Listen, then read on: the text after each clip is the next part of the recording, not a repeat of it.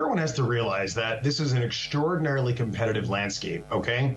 PayPal and one of its biggest assets, Braintree, has been taking on a lot of volume, a lot of market share of large merchants.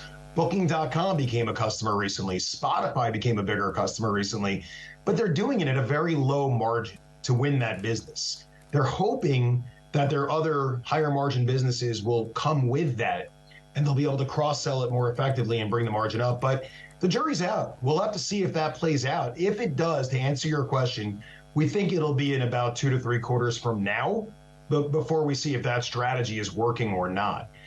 So in the meanwhile, it's kind of a wait and see while they cut or manage their expenses. But we kind of wonder if they should be continuing to cut expenses as much as they have, given it's a tech company and, they have to find a way to grow again and invest.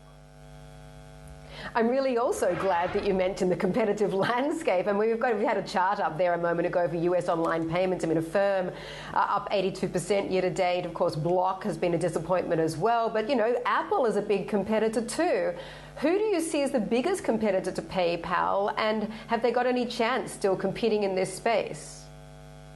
So, look, you brought up Apple, and there's no doubt that Apple is probably the biggest risk in terms of the consumer preference on mobile.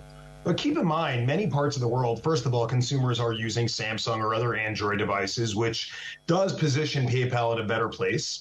Number two, they're really embedding themselves in technology so that they have the same exact experience as you'll have using an Apple Pay experience, where it's a click or a touch, and then you're actually checked out. So they've done a better job improving competitively, but we still have a long way to go. And in our view, that's a challenge that's going to persist. But Adyen, I just want to bring up, a big public company based out of Holland, is probably the more recently headlined competitor, because that's a company where you've seen them try to take bookings from Spotify from lower price to do so, and that's created a bit of a turmoil in the industry.